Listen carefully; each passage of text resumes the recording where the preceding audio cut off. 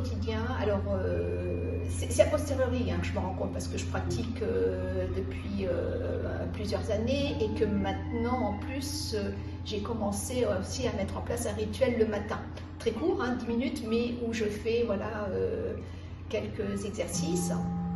Et alors pour moi, alors en même temps, c'est pas un détachement, c'est en fin de compte les événements qui vont arriver dans la journée qui sont pas forcément prévisibles, je vais les aborder avec plus de sang-froid.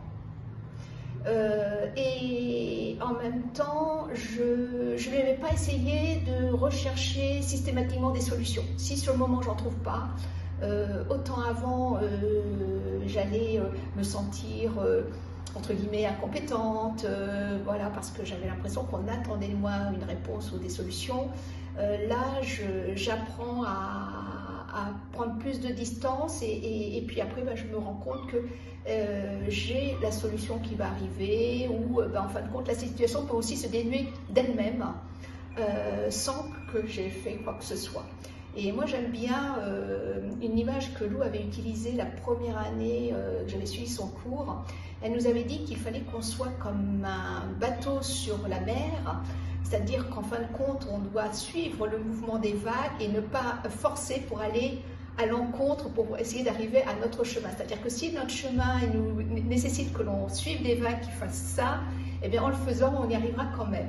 Et c'est vrai qu'aujourd'hui, oui, avec le recul et en regardant de manière rétrospective, je peux dire que oui, c'est voilà, ça m'importe ça. Le Qigong et l'enseignement de Lou, c'est ce que ça m'apporte ça. Je me rends pas forcément compte moi-même. Par contre, là où je travaille, on m'a dit Félicia, qu'est-ce que tu as fait? On est complètement hyper stressé. Enfin voilà, on a des objectifs qui sont au-dessus de ce qu'on est en capacité de faire sur une journée. Et voilà, tu restes zen. Ouais, pas forcément, mais c'est vrai que c'est là que ça se traduit comme ça, en tout cas dans ma vie professionnelle.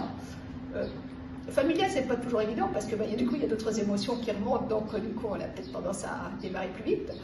Mais en tout cas dans la vie professionnelle, voilà, c'est ce qu'on m'a dit. Au fil du temps, en réalité, on intériorise, mais sans s'en rendre compte, l'enseignement de Lou. Voilà, c'est tout ce que je peux dire. C'est vrai que je peux pas. Il n'y a pas de fait marquant, c'est plutôt en fin de compte une analyse a posteriori qui fait que je peux dire ça.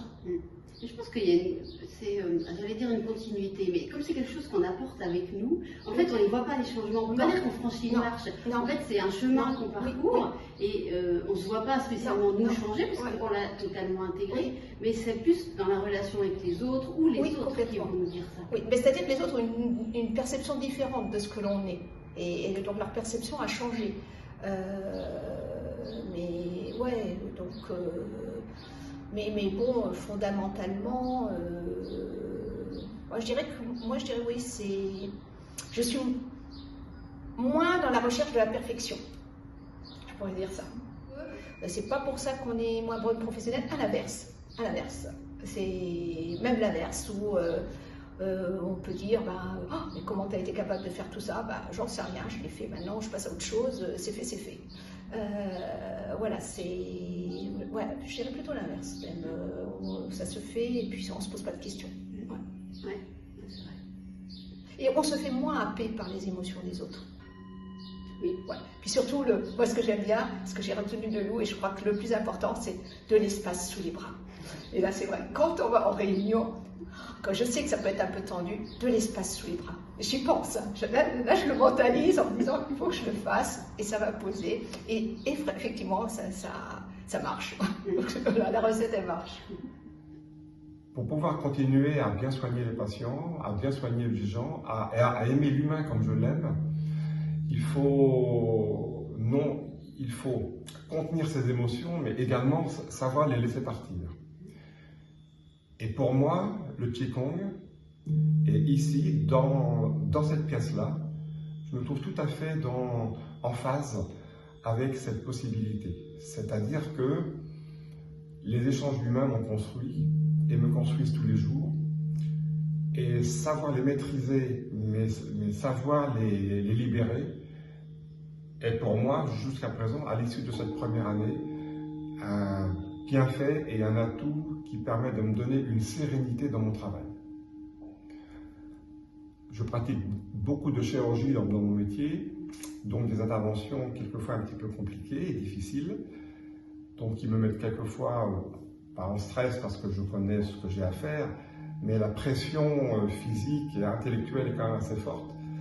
Et je me vois maintenant en train de faire des mini-séances de Qigong, des mini-séances de mouvement. C'est pas une activité, c'est vraiment des mouvements de respiration, des mouvements d'amplitude qui me permettent rapidement de me redonner de l'énergie. En fait, c'est devenu quelque chose de vital. Oui, c'est comme si tu avais éprouvé le besoin de te retrouver dans cet état-là, parce que ça t'aidait en fait. C'est exactement ça.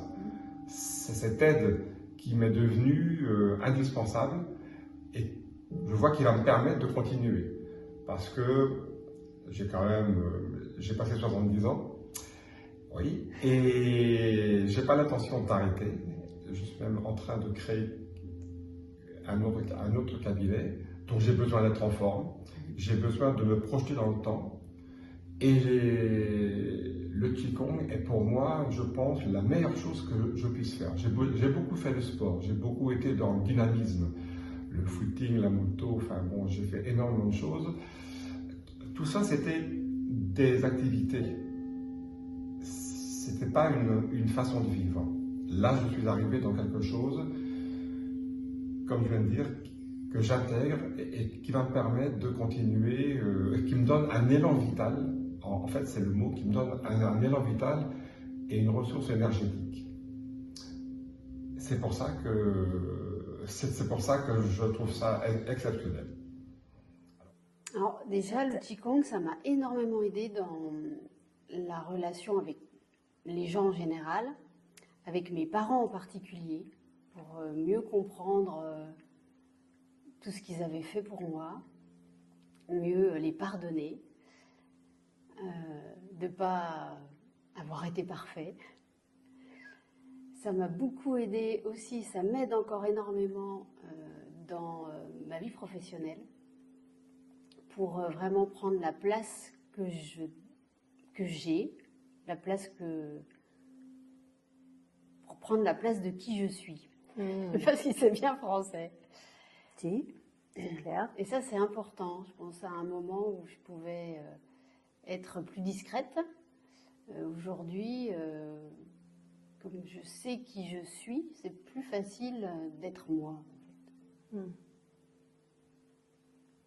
Donc au début, c'est imperceptible ces petits changements. Parce qu'on vient en cours, on perçoit des choses, et en fait, on les emmène avec nous. Et c'est au fur et à mesure qu'on s'aperçoit qu'en fait, on a modifié quelque chose. La situation, elle était la même, mais nous, on a changé un petit peu de comportement, on ne s'est pas placé de la même façon. Et ces petits changements-là, ça finit par faire des grands changements. Ouais. On arrête de réfléchir avec son mental et on se place dans son corps. Et ça c'est la première perception qu'on a, en fait, je trouve, dans le cours. Et ça, c'est très éclairant pour plein de situations du quotidien. Essayer d'arrêter de réfléchir, d'arrêter de bouillonner là-haut et de se replacer dans notre énergie corporelle. Ce lieu m'a permis de traverser des épreuves personnelles importantes parce que j'ai pu m'y ressourcer sans que rien ne se dise, sans que, juste en m'autorisant à me poser en confiance. Et dans cette pratique où on n'est plus dans l'agir, dans le faire, dans le « il faut que j'avance, il faut que je fasse ça ». Souffler, se poser. Et quand je rentre ici, la première chose à laquelle je pense, quand je pose les pieds sur le parquet, c'est je m'ancre, je me pose. Et à partir de ce moment-là, c'est comme si ça remontait depuis la plante des pieds et que ça remonte. Voilà. Et là, tu t'autorises, je souffle, je me pose. Et à partir de là, ça rentre. Les choses se font. Et c'est fou comme à partir d'un simple mouvement, parce qu'il y a quand même du mouvement, ça peut rentrer en résonance en toi. Et que ça te nourrit, ça t'enrichit et ça te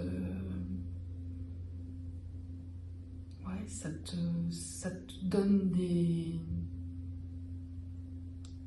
ce bagage qui te sert après au quotidien, même dans la posture. Dans le regard que tu as face aux choses. Elles sont... Je l'ai entendu tellement de fois. Oui, les choses vont se passer, oui, les choses... Mais tu vas les vivre autrement. Elles ne vont plus tu vas plus les prendre pleine face. Tu vas juste... Ok, je suis prête. Et ça, tu l'as même dans la vie courante. Tu poses tes deux pieds, tu t'ancres, et puis la personne qui est un peu excitée en face de toi, elle retombe dans les tours parce que elle avait tellement envie d'avoir quelqu'un qui lui réponde, d'avoir quelqu'un qui rentre dans son jeu, qui rentre dans sa sphère d'électricité, que c'est bon, ok, c'est pas grave. Et là, il n'y a pas de prise. Et donc c'est très embêtant.